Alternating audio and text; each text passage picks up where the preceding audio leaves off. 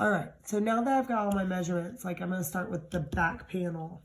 The area, it's a rectangle. So this is base times height, right? Okay, the base is 5 inches times the height is 7.5 inches. So I get my handy dandy calculator, which I don't have in front of me. I don't want to write all over this here. I'm gonna scrap paper. 7.5 times 5. 5 times 5 is 25. 5 times 7 is 35. 637. And I have one number behind my decimal, so one number goes behind my decimal. Very good. So 37.5, and the inches times inches is inches squared. Very good. All right, now the best part is the back and the front have to be the same, right? Because they match up, right? So I can even copy my work from down on the bottom on the back panel. It's 37.5 inches squared. Okay, very good. So I have 2 of my 6 surfaces done. I'm gonna go ahead and do this little one right here in the middle. It's another rectangle. You're gonna use area equals base times height a lot.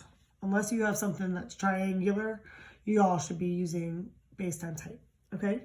My base is 5 inches. My height, 2 inches. 5 times 2, very good. 10 inches times inches, inches squared. Guess what? The bottom of my box and the top of my box are gonna match.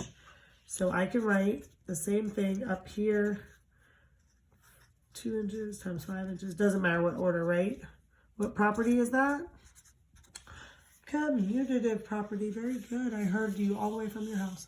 Okay, now over here on the side panel, we have area equals base times height. We have 7.5 inches times 2 inches. And now this is my box, guys. So your measurements are gonna be a little different. 7.5 times 2, is that 15? 7 times 2 is 14. 0.5 times 2 is 1, so that's 15 inches squared. My 2 sides have to be the same. Area equals base times height. I can just copy what work I've already done. So really, it feels like you're finding a lot of area, but you really only found 3 of them, okay? You really only found 3, and then you had matching sides, all right? So now we have found all the areas of our shape, okay? So now we need to add them up, our total surface area. So somewhere on your box, you're gonna write total area, okay? And then we're gonna add these up. So you can use a calculator, add them up if you want. 37, I'm gonna do it the old school way because I don't have my calculator. So I have 37.5 and another 37.5. I have 10 and I have another 10. Notice how I'm lining up where my decimals would be, right? We're adding this time. I have 15 and I have another 15, right? And that's all of them. That's my 6 faces. 1, 2, 3, 4, 5, 6. You should be adding 6 sides together or 6 areas, all right? 0.5 and 0.5, that makes 1 whole. All right, 7, 7 is 14, 15, and another 10, that makes 25. 5, 8, 9, 10, 11, 12. So my total surface area is 125 inches squared. Yay, this is it. This is your answer. All right, that is all you're doing. And then you're gonna take a video explaining what you did, all right, and showing us how the neck fits together. All right, guys, I will put a rundown of what you're doing in a Google Doc. And then you've got this video to watch.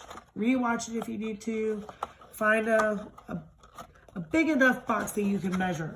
Okay, I don't want to see 1 being the width and height of every side. Okay, so don't find like a little small cube that's 1 inch big. Okay, you need something that unfolds as well. All right, so don't just find some cube or something around the house that cannot be undone. You're finding a box that you can show the net of, okay? And we can write on it. So make sure mom doesn't need it back, stuff like that, okay? All right, guys, this is due on April 16th at 8 a.m. when we return. You have today and the whole spring break that we have nothing else to do to find a box and find the surface area, okay? All right, guys, miss you tons. Hope you have a great break, all right? Try to be creative and find something fun to do.